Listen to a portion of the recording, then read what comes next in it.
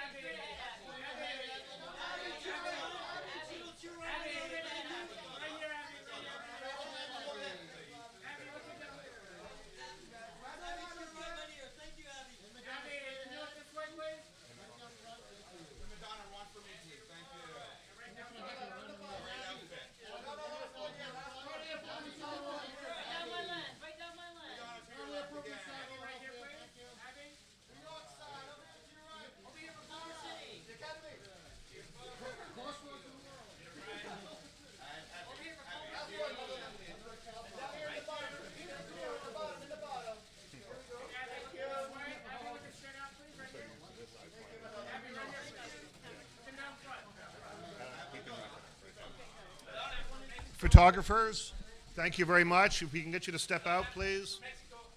Yeah. Guys, photographers, that's it.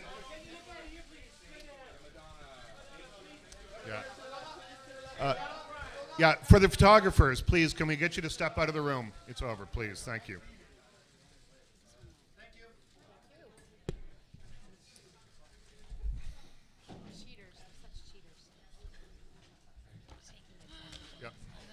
That's it, guys. Thank you. That's intense. Yeah. Yeah, absolutely. Good Monday morning. It's better that way.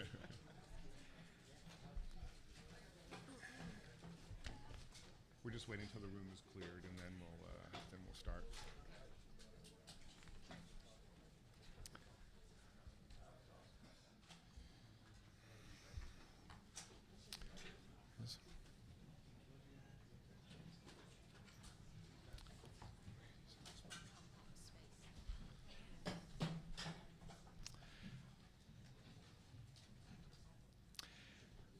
Ladies and gentlemen of the press, welcome to the Toronto International Film Festival press conference for the film WE.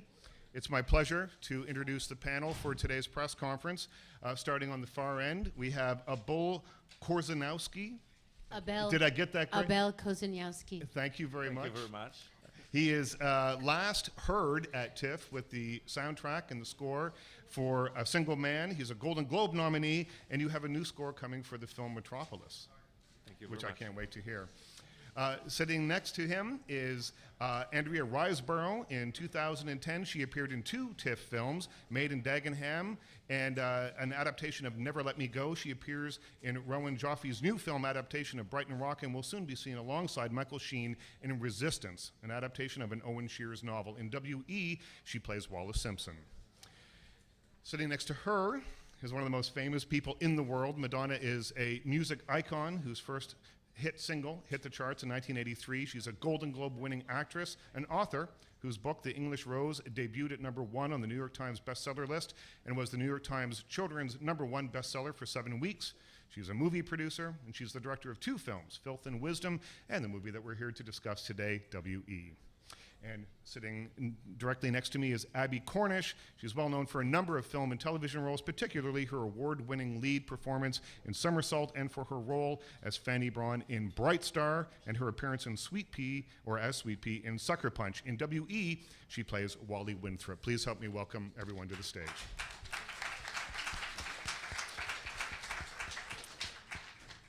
Madonna, I'd like to start with you, if I may. This is an idea that you had before Filth and Wisdom, but it's been stewing and marinating for a little while. Can you tell us why it took this long for you to feel ready to make W.E.? Well, this film is a much more complicated story. Two different eras, 2 different time periods, much more complex, and I felt like I needed to tackle something much simpler and really understand the technical aspects of filmmaking before I took it underhand. Yes. Yeah. And what was it about, where did the idea of the duality of the story come from? Well, I was always fascinated with the story of Wallace Simpson and King Edward VIII's decision to abdicate the throne for the woman he loved, and but I wanted to investigate that story and his reasons, and try to understand what it was about this woman that would lead this man to make such a big sacrifice. But I was never interested in making a straightforward biopic. So I created the modern day story and the modern day character of Wally Winthrop so that I could have a point of view in which to tell this story.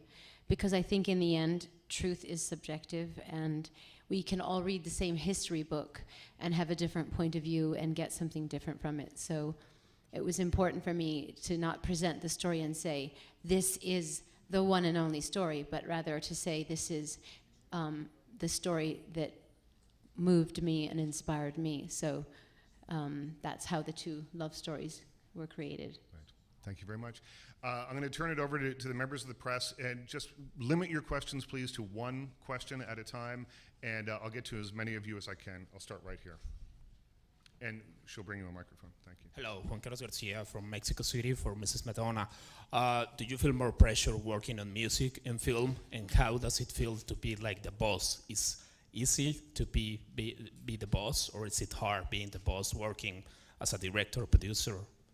That's 3 questions. Yeah.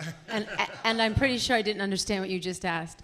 I think, well, I could paraphrase, and Okay. his words, not mine. What's it like being the boss on a film set is essentially what he's asking. Well, I didn't think of myself as the boss. I thought of myself as the storyteller, the person that was there to collaborate with a group of very talented people who were going to help me tell my story. So I hope that answers your question. All right, go right here. Hi there, I'm Maury Sherman with the Roz and Mocha Show on KISS 92.5. I want to say that I absolutely loved this movie. I thought it was kind of like a Chanel fairy tale. And I wanted to find out from you, Madonna. Bye, hi, the way. Hello. Did you notice that in the movie that all the women kind of looked like you? And is it just me that every beautiful woman looks like you, or was that your plan? That was 2 questions again, Maury. Thank you. Cheaters, Come on, cheaters, Richard. cheaters. Really, I never thought anyone looked like me. First of all, they're all brunettes. So let's just You've start right gone there. through a few hair changes. I'm not a brunette. I'm not. Swear I'm not. We're going to move on there. Yeah, I'll go right to the back there. Yeah, go ahead. Yeah, you with your hand up, yeah, please. Morning, this is Linda Che from Fairchild TV of Toronto. Welcome to Toronto. This movie is about love and courage. Madonna, is this the message for you to tell all the women in this whole world? Thank you. I do think it's about love and having the courage to make difficult choices, which we all have to, men and women. But I think the message of the film is to realize that in the end, happiness lies in your own hand, and that we are, in fact, in charge of our destiny. And even though we're dealt a hand of cards, from the day we're born, we can change our destiny. Yes. I'd like to open that up actually to all the cast members as well and see what you feel the message of the film is. I feel like that definitely was a really big message in the film.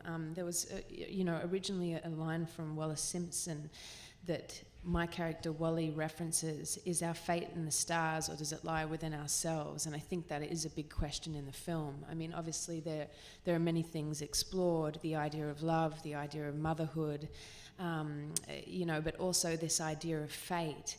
And because you have that parallel, you have the younger sort of, with the life, Wally with her life ahead of her, and then you have Wallace Simpson, who Madonna's referred to as a spirit guide, and that relationship allows them both to, sort of process and move forward. And for you, Andrea? I think it's hard to objectify a film once you've been in it, being a tool, as it were, because you are, not in a derogatory sense, but you are. We were Madonna's tools. And we looked to her for ultimate control because, in terms of collaboration, because she orchestrated the landscape of the piece, and that was very important.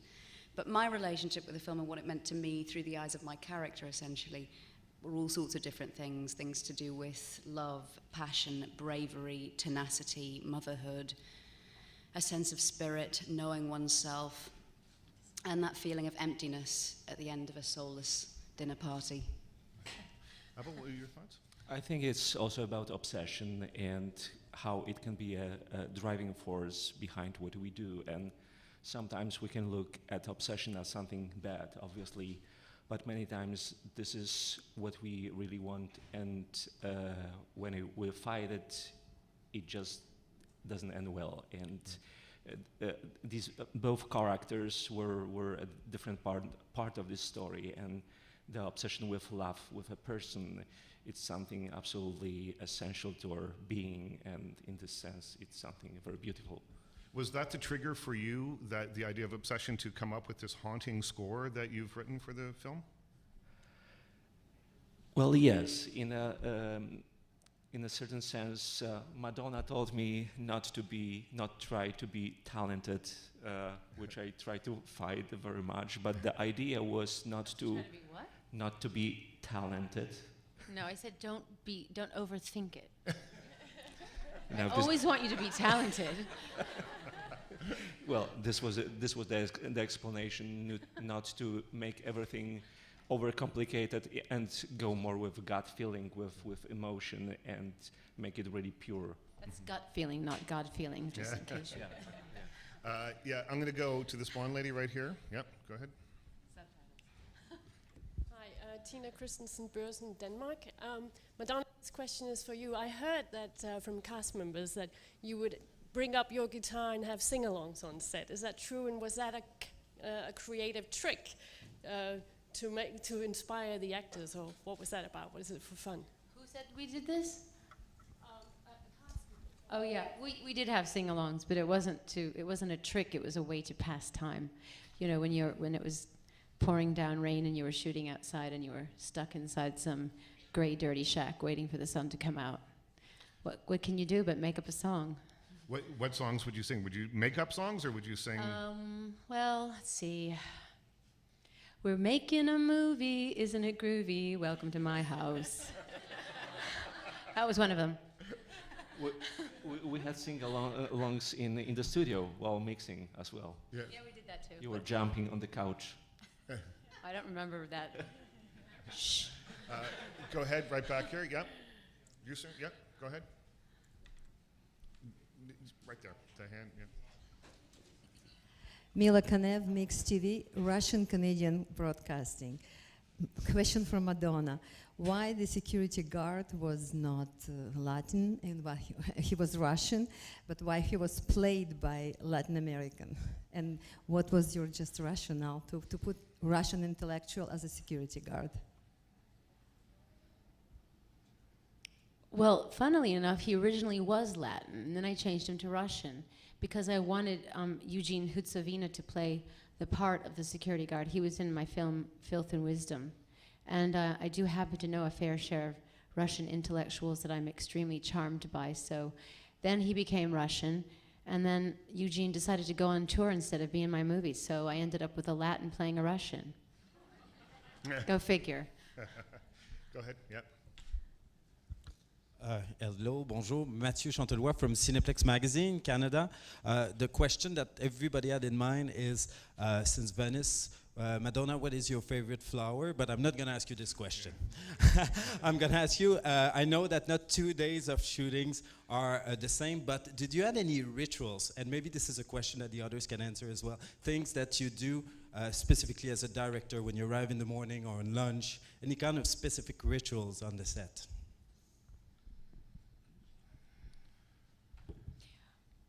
One of my rituals, one of the most important rituals for me was to help finish dressing the actors or the actresses. I loved putting the finishing touches on them and feeling a connection with them before we began the day of shooting. So putting on their necklaces and their bracelets and fine-tuning their hair and clothes and kind of finding an excuse to touch them, basically. It was my ritual, but I can't speak for Andrea or Abby, so. Well, it was very important because we had a sense of connection before we began. And for me, playing Wallace Simpson, some of the jewellery that we actually used was hers, in a sense. It was all real. but some of it was hers, and that was it was truly evocative. And so to share that moment it was like she was quietly sitting with us. And did the costumes enhance your performance, or when you slip into those clothes, did they help bring out the character for you? For me? Yeah. Yeah, there was definitely something that felt different about being in those clothes. Wally had a really good wardrobe, actually. And, there was something about always wearing the heels and having the handbag and things being fitted, and particularly around the waist, that makes you carry yourself differently. And Madonna also had us training when we were making the film with her trainers, and so that helped as well, just to sort of be, physically within our own bodies, I think. So many hands right here. Yeah, go ahead, Jane Stevenson. Yeah. Hello, everyone. Madonna, can I ask about the use of the Sex Pistols song in that scene? Why that song, and does Johnny Rotten know? Why that scene, and what was the question about Johnny Rotten? Does he know? Of course he knows. I had to pay him.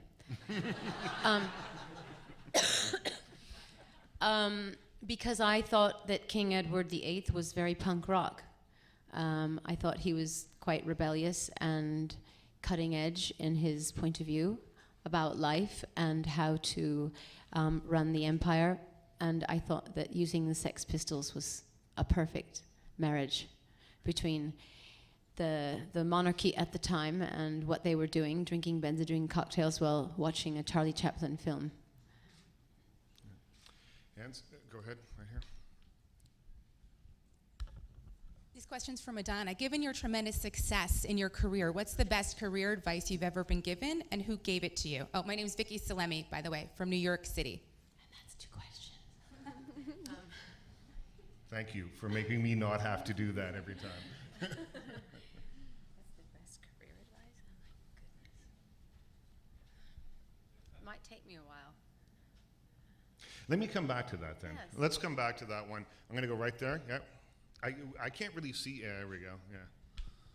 Thank you. Hi, this question is for Madonna. This is Chad Dunleavy. Who are you? Chad Dunleavy from the Montreal Gazette.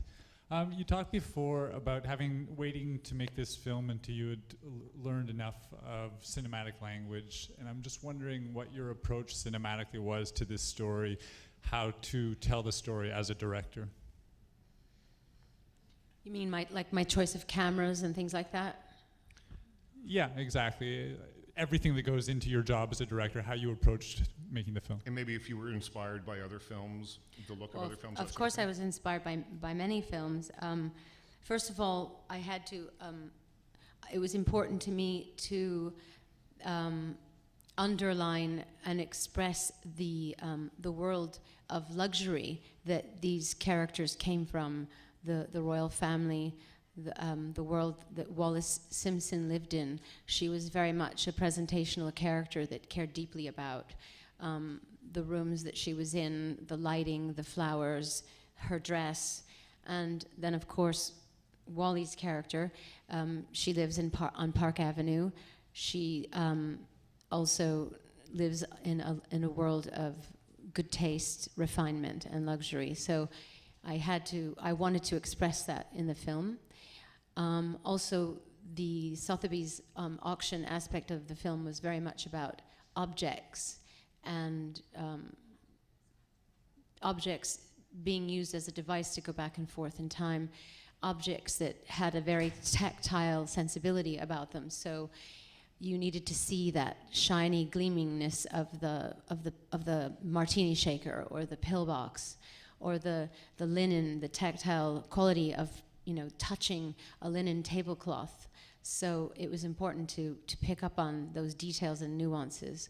And then, because a lot of the movies that I referenced or that inspired me were movies where there were a lot of tracking shots or steady cam. I like a lot of movement with cameras, not locked off shots.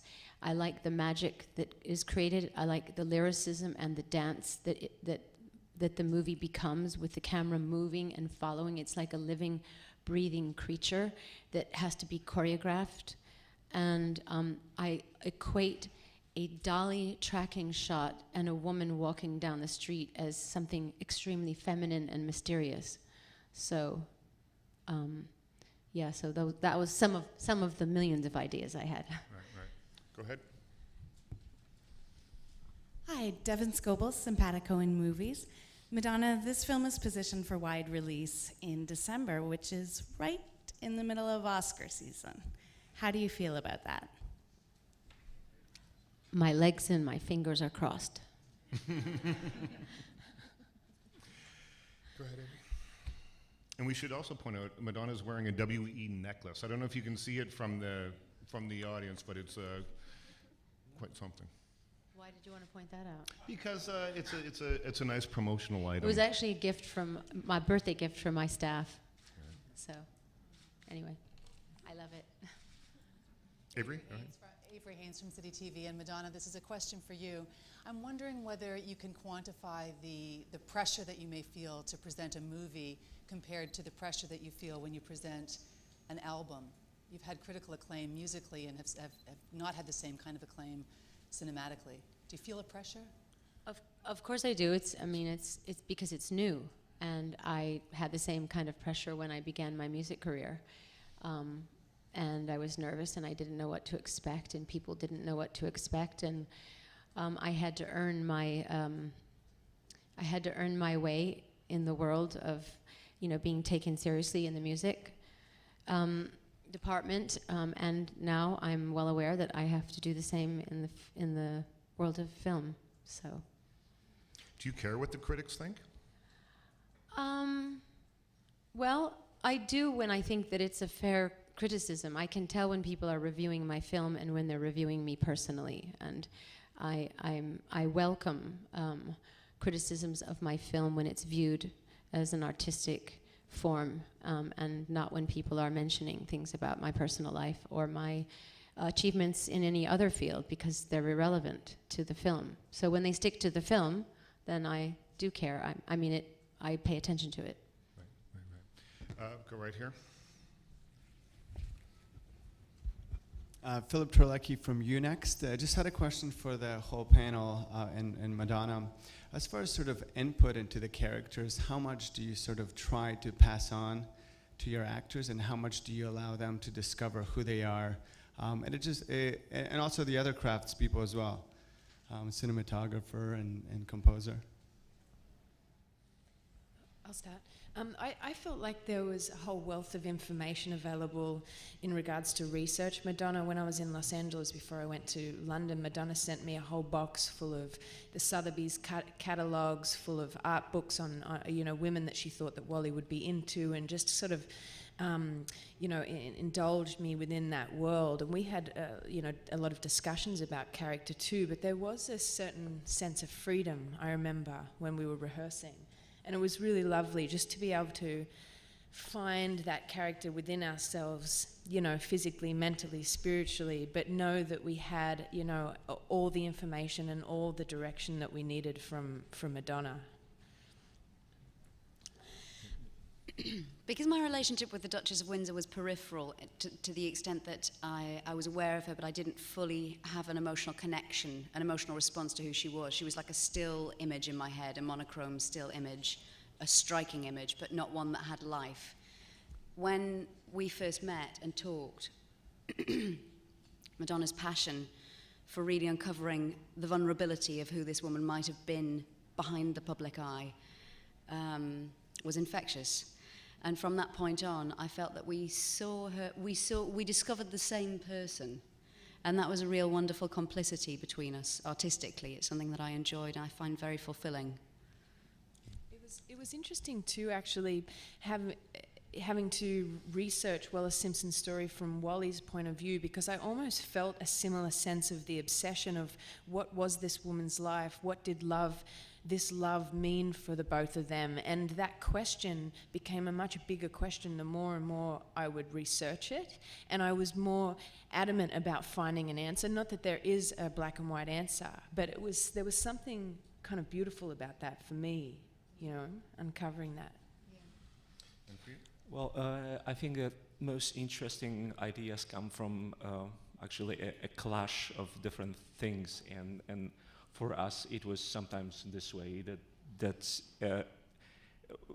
you always come with some expectations what I would like to write, and then there's the process of discovery, what's actually needed, what works, what not, and being in a situation where my background is classical music and Madonna's is pop. It's I thought it would be a very an obstacle, but it was not, and I found myself actually learning very interesting things about music, which helped me in my classical thinking. Which Madonna revealed to me with her background. And Madonna, do you have a thought? Well, I just think that it's important to start. It was important for me to give all of my actors as much information as possible so that they could create their character. With Wallis Simpson, obviously, it was easier because she was a real historical person that, you know, lived and walked on this planet. So there was an enormous amount of information to hand over to Andrea, you know, books and documentary films and, you know, hundreds of millions of photographs and interviews with people who'd known her. There was an enormous amount of research that went into her character. But the important thing is that once you have all that information, once Andrea digested all that information, we come back to the idea of freedom, and that is that you take all of that information and then you forget it. You throw it away. It becomes part of your DNA, and you're not thinking about it, and you're not conscious of it anymore. And then you create that character, and it is a perfect marriage of who you are and who they were. And I would say the same for Abby's character. I had more freedom to create her character, but I had an idea, and she was somewhere, you know, she was really somewhere between, she was mostly inspired by a character in an F. Scott Fitzgerald novel, Tender as the Night, which was an important book for Wally to read and for Abby to read, and that combined with various other heroines in films and literature, we created her character, and then once again the idea was to take all that information and then digest it and throw it away. So I hope that answers the question. Thank you. Final question of the day goes right here. Dan? Hi, Dan Dufort from Zoomer Radio. I was curious about your interest in Wallis Simpson and almost telling her story in a more sympathetic way. My choice to tell the story in a sympathetic way? Is that what you're saying? Well, I thought she was I mean, she's an incredibly she was and is a very provocative character in the history of world politics, in the world of fashion, and the decision that King Edward VIII made to leave the throne. I mean, I don't think it was ever done before. It changed the British Empire. It changed things enormously, and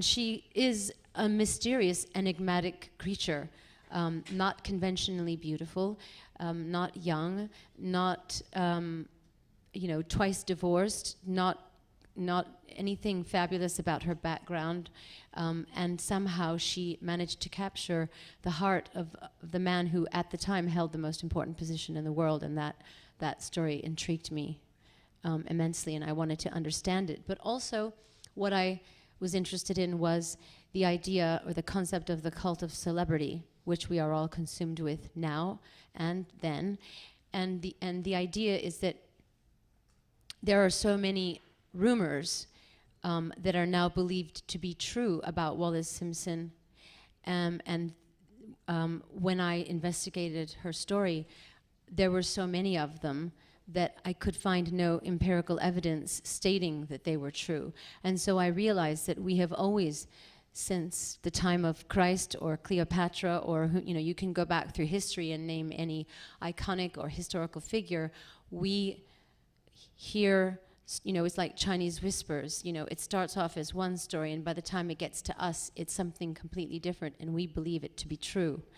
And we often reduce our historical figures or our iconic figures to a soundbite, and it's tremendously unfair, and we forget that they are human beings. So what was important to me was to portray Wallis Simpson as a human being with flaws, imperfections, and a human side, a vulnerable side.